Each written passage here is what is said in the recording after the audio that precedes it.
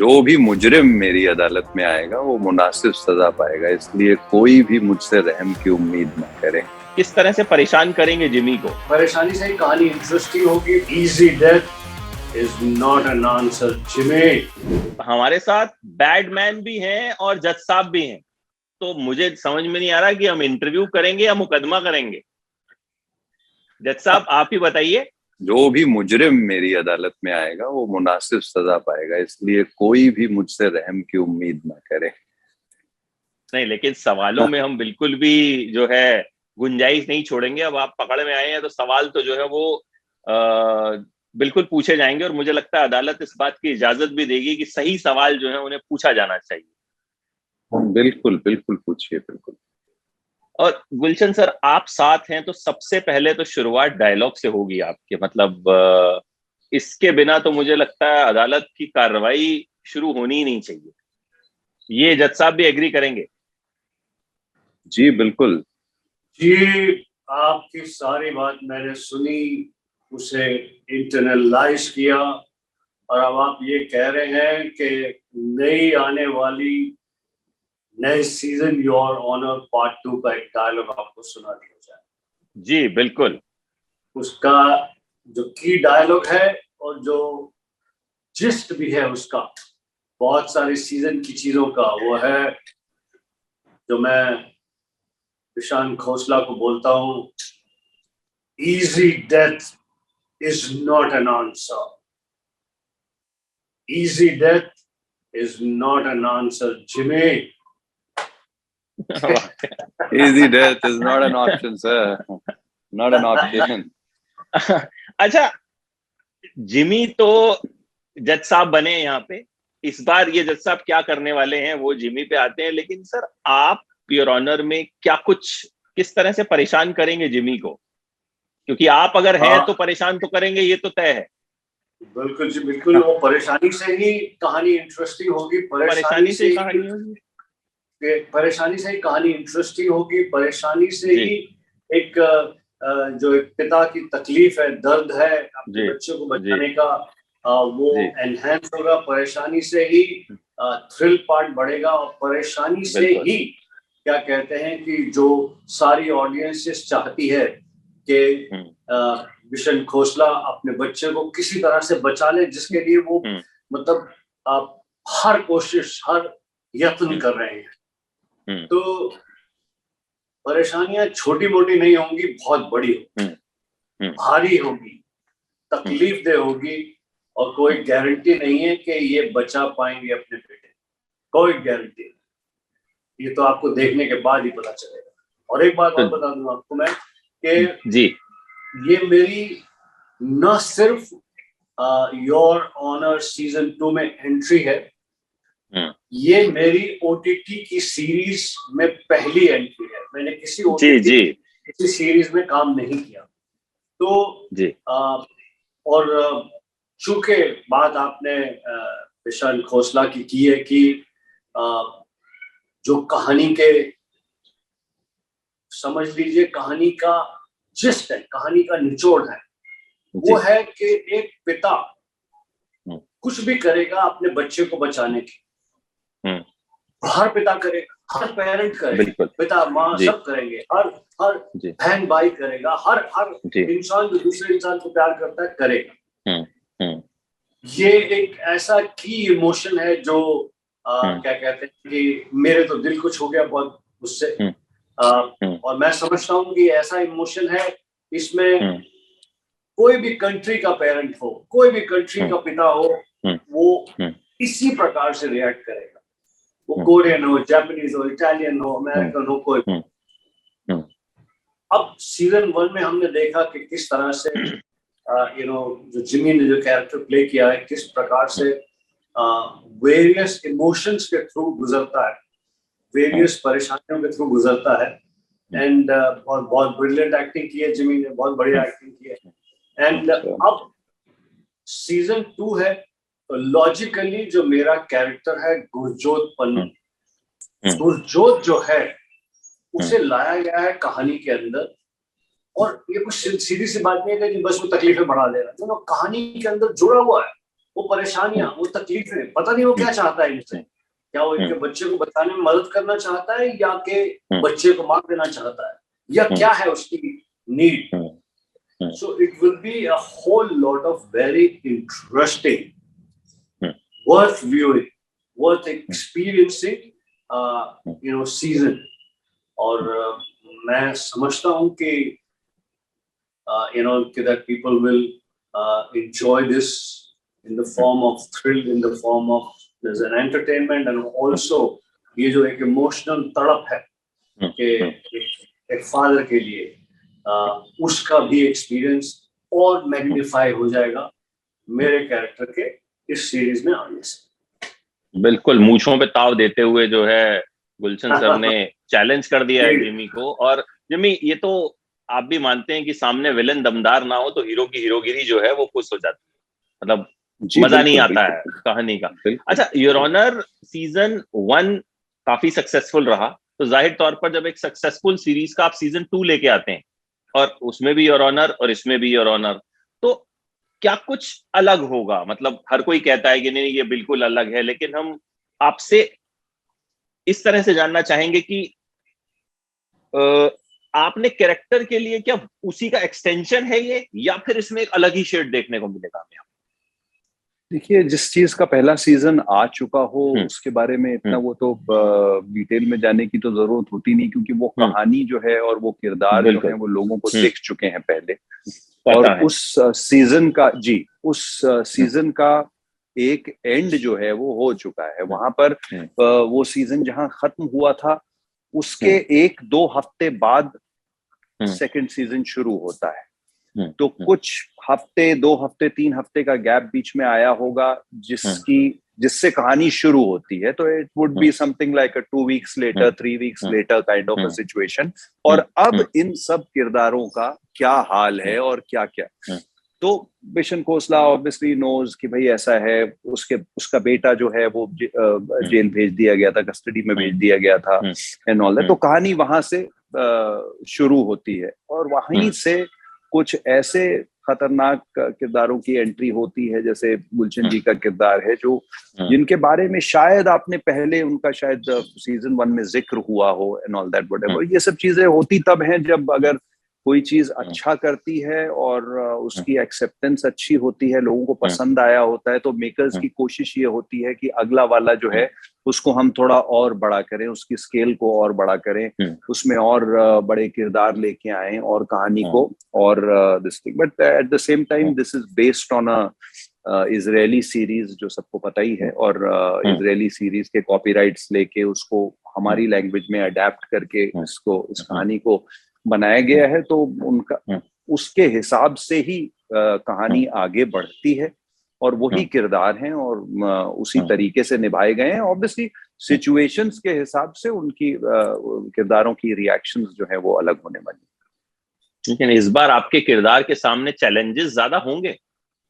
बिल्कुल ज्यादा पहले के मुकाबले बिल्कुल बहुत ज्यादा है। ये आपने बहुत ज्यादा है। हाँ, हेलो ये ब्रदर, आपने कैसे सोच लिया कि चैलेंजेस कम होंगे?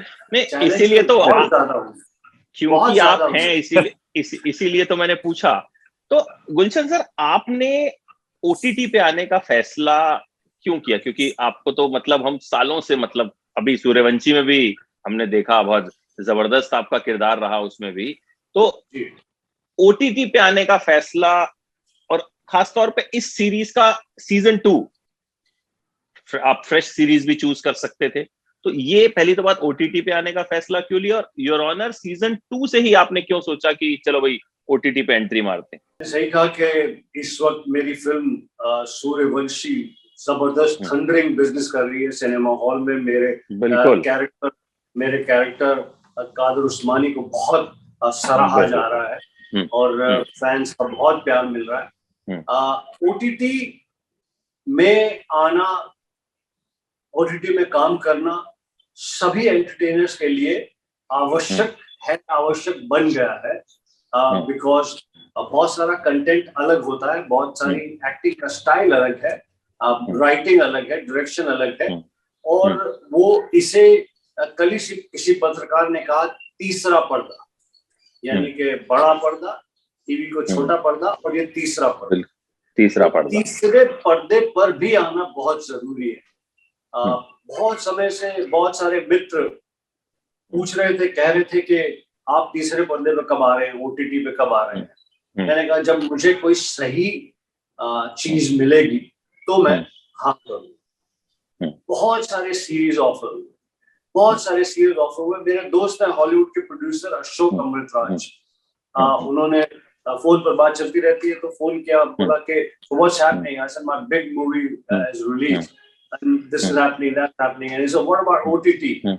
Somebody like you would be fantastic on OTT. I mean, like somebody like you can have a show around you and all that. I said soon will happen, but today I found a show in which I want to act. सबसे main बात इस में है, इसकी कहानी का जो gist है, एक पिता का अपने बच्चे के प्रति प्यार, अपने बच्चे को बचाने के लिए सारी दुनिया से, सब चीजों से, सारी परेशानियों से लड़ने को तैयार है। ये बात मुझे बहुत बहुत बहुत टच की। मैं भी एक पेरेंट हूँ, हम सभी पेरेंट हैं, हम सभी भाई बहन हैं, समझते हैं इस इमोशन। तो दूसरी बात ये कि ये सीरीज जो है, इसमें जो एक्टर इसको प्ले कर रहा है, वो उसका मैं बहुत सम्मान करता हूँ, प्यार करता हूँ, छोटे भाई की तरह ट्रीट करता हूँ। जिमी शेरगिल, जिसने इतना शानदार काम किया है सीजन 1 में।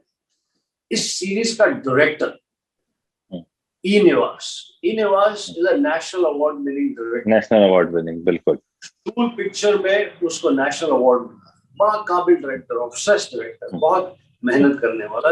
ई निवास को फिल्मों की वजह से, रंगीला फिल्म से मैं जानता हूँ, तो राम गोपाल वर्मा के साथ में असिस्टेंट डायरेक्टर था। उसके साथ साथ ये फिल्म बनाने, ये सीरीज, मेरे मुंह में फिल्म चल रहा है, फिल्म भी करता रहता हूँ, इसलिए ये सीरीज बनाने वाली कंपनी अपलॉज, जो कि पूरे अलग तरीके से इंटरेस्टिंग मैटर्स को चुनती है, उसमें पूरे कॉन्फिडेंस से उसे बनाती है, और कास्टिंग भी कोई किसी प्रभाव या दबाव से नहीं करती, जो राइट लोग हैं उन्हें लेती। जिस प्लेटफॉर्म पर ये सीरीज चल रही है, सोनी लिव, उनका भी सारा प्लेटर डाइवर्स है।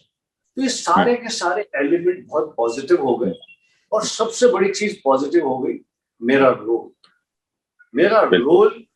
भले लूजली हम कह रहे हैं कि मुसीबतें बढ़ा देगा, ये कर देगा, रोल में परफॉर्मेंस की बहुत स्कोप है।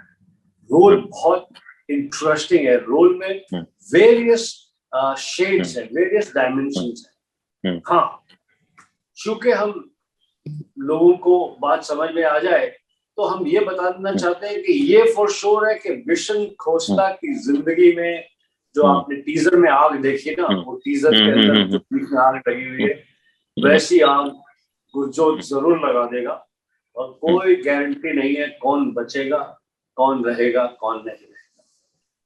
बिल्कुल, वो तो टीजर तो खैर बहुत जबरदस्त है, बहुत इंटेंस है, और जिमी और आप बहुत कमाल के लग रहे हैं। जिमी, एक सवाल आपसे ये कि आपको लगता है कि आज की तारीख में, जैसा कि गुलशन सर ने भी कहा, कि ओटीटी कहीं ना कहीं एक जरूरत बन गया है हर एक्टर के लिए, चाहे वो फिल्मों में कितना ही कामयाब है, चाहे उसकी फिल्में 100 करोड़ 200 करोड़ 300 करोड़ कर रही हैं, लेकिन ये जो तीसरा पर्दा है, इसका जो एक दर्शक अब बना है नया, आपको लगता है कि कहीं ना कहीं ये एक जरूरत है? भले ही आप फिल्में करते जा रहे हैं, भले ही आप छोटे पर्दे पे भी कुछ कर रहे हैं, तो आज की तारीख में ओटीटी करना हर एक्टर के लिए एक तरह से कह सकते हैं एक मजबूरी भी हो गया है कि भाई वहां भी पहुंचना जरूरी है। आई डोंट नो, मुझे इतना ज्यादा भी एक्सपीरियंस ओटीटी में नहीं है, लेकिन हाँ, मैंने 2-3 सीरीज की हैं। मुझे मजा आ रहा है, वो इस वजह से आ रहा है कि जो कहानियां मुझे ऑफर हुई हैं ओटीटी के ऊपर, वैसी इंटरेस्टिंग और दिलचस्प कहानियां जो हैं वो इधर उधर कहीं मिली नहीं है मुझे, चाहे छोटे पर्दे पे हो चाहे बड़े पर्दे पे हो, कहीं से भी ऐसे इंटरेस्टिंग कॉन्सेप्ट्स और ये सब चीजें। और मेरा हमेशा से एक लगाव रहा है कुछ अलग, कुछ डिफरेंट, कुछ बढ़िया चीजें अगर मिलती रही हैं, तो भले वो न्यू कमर्स के साथ हो या कुछ भी हो, I want to be a part of that. And वही एक वजह रही है कि रोल्स और कहानी अच्छे यहाँ पे आ रहे हैं आज की डेट पे।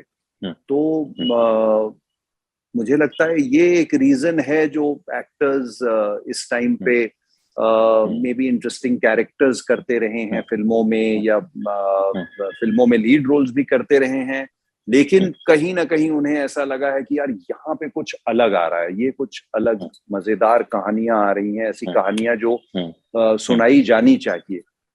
आई think that is what is keeping people interested, actors interested especially, because कुछ वक्त पहले अगर आप देखेंगे तो हॉलीवुड में भी एक ऐसा दौर आया था, एक दौर की शुरुआत हुई थी जिसमें कि फिल्मों में जो है वो अच्छा काम होना एक तरीके से ऑलमोस्ट खत्म हो गया था, सब कुछ बड़ा डिजिटल हो रहा था, और सबसे बेस्ट काम जो है उनका उनके OTT प्लेटफॉर्म्स के ऊपर हो रहा था, और इसीलिए उनकी इतनी ज्यादा सीरीज और सब कुछ जो है वो इतनी इतने बड़े लेवल पे कामयाब हुई।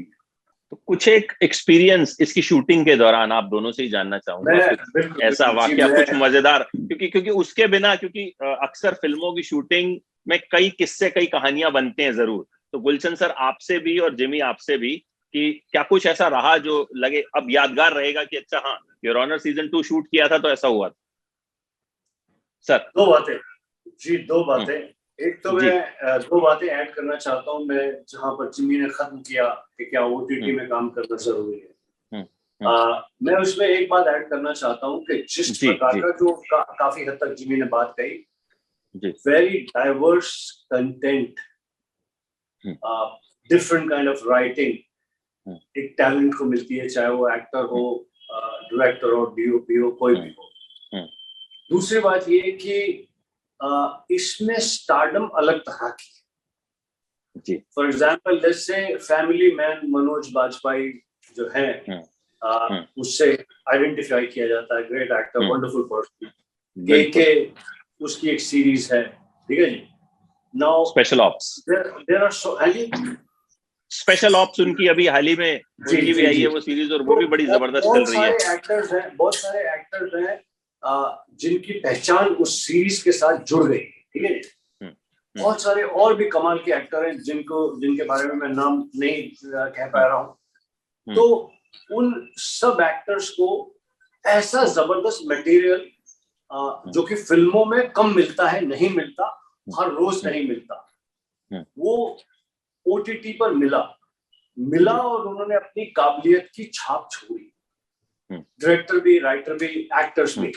तो OTT एक और एडिड स्ट्रेंथ देता है, talent, all kinds of talent, director, everybody, that there is a possibility that you will get material, you will get something to do जिसके ऊपर आपकी लंबी छाप हो, उसकी पहचान आपसे बन जाए, ये एक पॉसिबिलिटी। आप मजेदार, जैसे पर्सनली मेरे लिए तो बहुत ही इंटरेस्टिंग मौका है, ऊपर वाले की कृपा से, कि एक तरफ सिनेमा हॉल में इंडिया की सबसे बड़ी फिल्म सूर्यवंशी थंडरिंग सक्सेस से चल रही है। लोग मैं रिफ्रेश करूंगा, लोग फिल्म को, अक्षय कुमार को, फिल्म में दूसरे कलाकारों को और मुझे भी इतना प्यार दे रहे हैं कि पूछने नहीं। दूसरी तरफ OTT में एक पसंदीदा स्टोरी के अंदर मेरी एंट्री हो रही है जी, और आप काम कर रहे हैं उन लोगों के साथ जिन्हें आप पसंद करते हैं। Jimmy Shergill, I like him, Srinivas, I like him, the other actors in the list, I like him. अब इसको जोड़ दें आपकी बात से, क्या सेट पे मजा आया बॉस, जहाँ सब एक दूसरे को पसंद करते हैं, चाहते हैं, मजा तो खूब आएगा, वहाँ जबरदस्त मजा आएगा। मतलब हमने क्या बोलते हैं कि हंसते हंसाते रहे, और एक दूसरे को क्या कहते हैं कि ऑटोमेटिकली मनोरंजन मिलता रहा।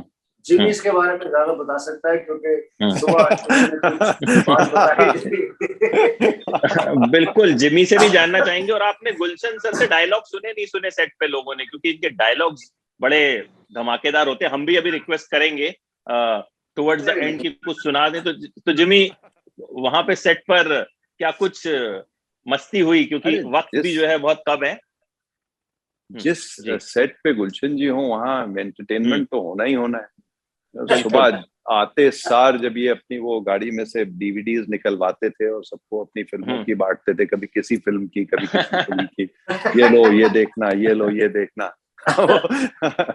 अलग मजा था। और फिर इनके थोड़े से फेवरेट्स बन जाते हैं सेट के ऊपर हर फिल्म में, मतलब कॉस्ट्यूम्स में और sound department specially ADs and all that.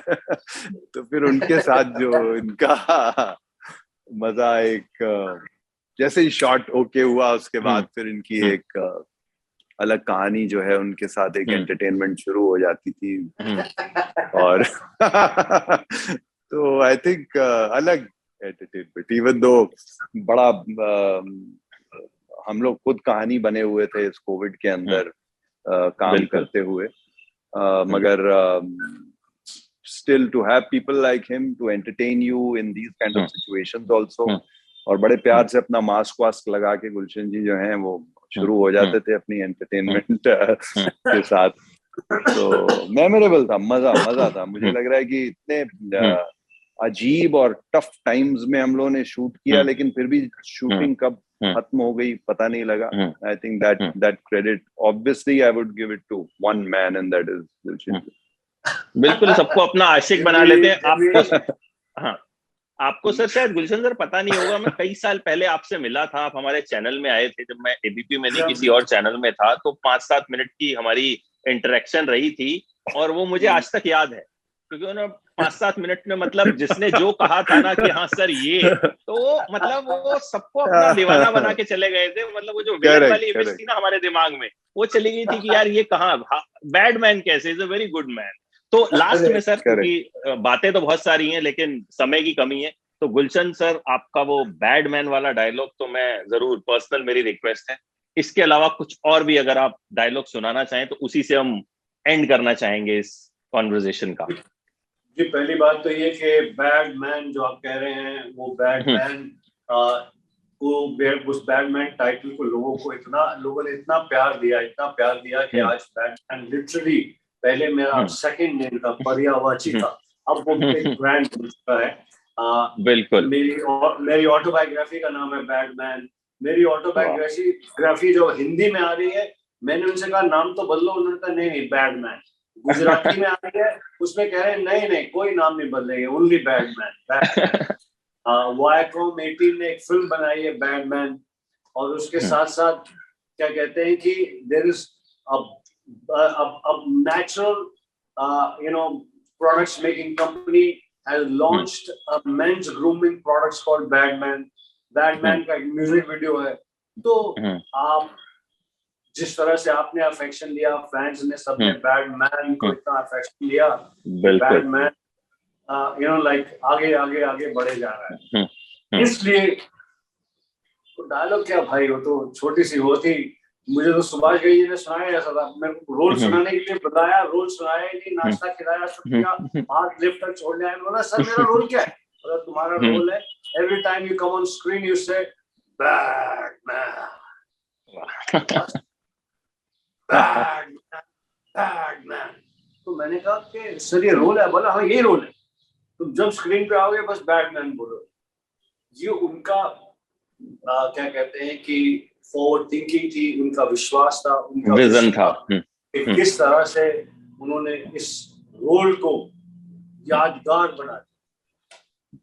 और मैं तो बस इस वक्त मल्टीपल एक्साइटमेंट के साथ में हूँ, और आपके इस चैनल के जरिए अपने फैंस को धन्यवाद कहना चाहता हूँ कि it's an exciting time, and Jimmy Shergill और बहुत सारे जबरदस्त कलाकारों के साथ साथ मैं भी योर ऑनर 2 में आपको दिखाई दूंगा, और मैं दिखाई दूंगा तो आग जरूर लगेगी, बहुत जबरदस्त।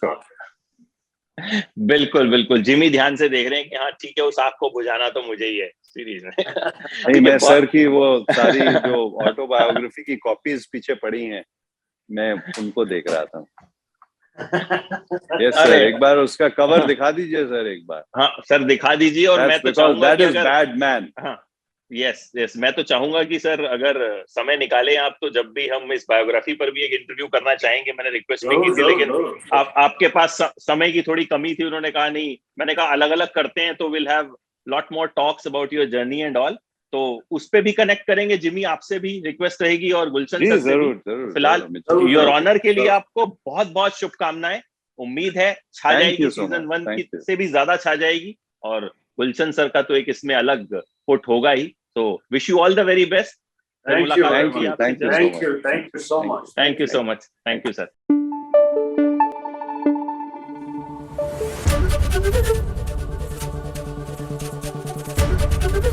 ABP न्यूज आपको रखे आगे।